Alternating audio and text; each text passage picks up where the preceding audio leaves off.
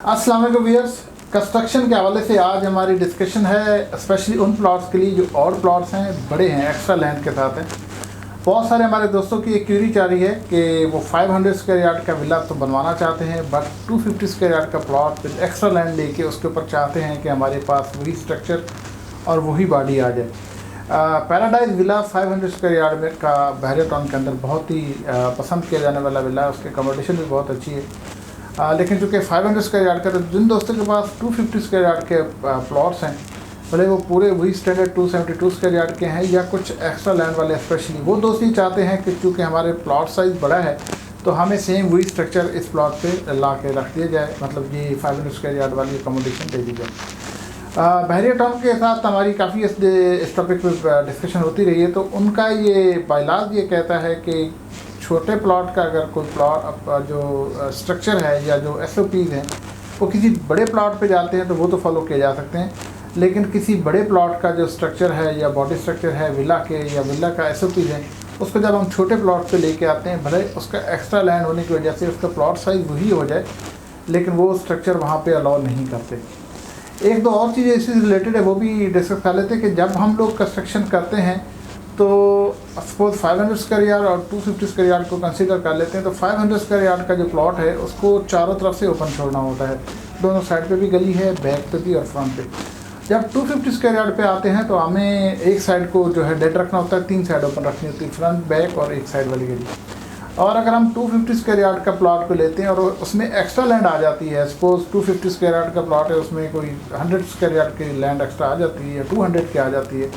200 की आती है, तो वो 450 स्क्वायर यार्ड का प्लॉट साइज़ बन जाता है। इसमें एक प्लस पॉइंट ये होता है कि हमें उसकी चारों गलियाँ, चारों साइड पे ओपन स्पेस नहीं छोड़नी होती जिस तरह के 500 स्क्वायर यार्ड के प्लॉट में छोड़ना होती, क्योंकि ये जाता है 450 स्क्वायर यार्ड का प्लॉट साइज़ है। तो इसमें हम इस लिहाज से तो एक्स्ट्रा ले सकते हैं फेवर कि हमें बहुत ज़्यादा एरिया ओपन नहीं रखना पड़ता, लेकिन इसका जो ड्रॉबैक है वो ये कि हम 500 स्क्वायर यार्ड वाला सेम अकोमोडेशन या सेम उस तरह की सिमेट्री यहाँ नहीं ला सकते। एक ये ड्रॉबैक है। एक और दूसरा ड्रॉबैक भी ये है कि 500 स्क्वायर यार्ड का जो प्लॉट है उसमें आपका घर जो है सिंगल यूनिट ट्रीट होता है। जब आप 250 स्क्वायर यार्ड के एरिया में आते हैं या 250 स्क्वायर यार्ड वाले प्रेसिडेंट में आते हैं तो वहाँ आपका जो प्लॉट है वो एक साइड डेड होती है, मतलब एक साइड दूसरी किसी विला के साथ जुड़ी होती है। 250 स्क्वायर यार्ड तक डुप्लेक्स फार्म में आपके विला आते हैं। अगर ये 125 में जाते हैं तो वहाँ आपको पूरे के पूरा विला दोनों साइड आपकी डेड होती हैं, पूरी की पूरी रो दोनों साइड पे आपकी जुड़ी होती है।